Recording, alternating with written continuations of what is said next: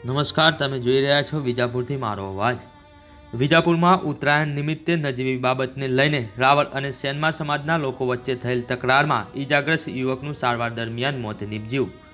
ગત તારીખ 14/1/2025ના ઉત્તરાયણના દિવસે સેનમા સમાજ અને રાવળ સમાજના લોકો વચ્ચે વિજાપુરના રાવળવાસમાં ધીંગાણું થયેલ, જેમાં પોલીસ સૂત્રો દ્વારા જાણવા મળેલ કે રાવળવાસમાંથી 7 જેટલા ઈસમો ભેગા મળીને પતંગ ચગાવતા સેનમાં કુલદીપ જોડે તકરાર થતાં તેને ધાબા ઉપરથી ધક્કો મારતા નીચે પાડી દીધેલ।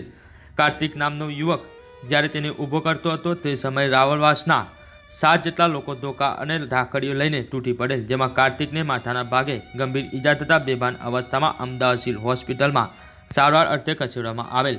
પ્રાપ્ત થતી માહિતી અનુસાર સારવાર દરમિયાન ગંભીર ઈજાઓ થયેલ હોવાથી યુવકનું મૃત્યુ નીપજ્યું છે। આ બાબતે 7 ઈસમો વિરુદ્ધ વિજાપુર પોલીસ સ્ટેશનમાં ફરિયાદ નોંધાવેલ, જેમાં આરોપી આકાશ કિરણભાઈ રાવળ, પ્રકાશ કિરણભાઈ રાવળ, અશોક બળદેવભાઈ રાવળ, પૂનમ વિઠ્ઠલભાઈ રાવળ, વિજય વિઠ્ઠલભાઈ રાવળ તેમજ અમૃત રાવળ તેમજ વિશાલ રાવળ સામે હત્યાનો ગુનો નોંધેલ હતો, જેમાં મૃતકના પરિવાર દ્વારા પોલીસ ઉપર આક્ષેપો કરેલ કે આ બાબતે વિજાપુર પોલીસ નિષ્ક્રિય રહેલ છે અને અઠવાડિયું થવા છતાં કોઈપણ કાર્યવાહી ના કરાતા પરિવારજનોએ મૃતકની લાશ સ્વીકારવાનું પણ ઇનકાર કરાતા પોલીસ દ્વારા સમાજના આગેવાનોને બાંયધરી આપેલ કે આ બાબતે નક્કર પગલાં લેવામાં આવશે અને આરોપીઓને જમા લઈને કાયદાનો ભાન કરાવવામાં આવશે તેવી બાંયધરી પોલીસ અને આગેવાનો દ્વારા મળતા પરિવારજનોએ મૃતકની લાશ સ્વીકારી પોસ્ટમોર્ટમ કરી ઘરે લાવીને વિધિ કરેલ હતી।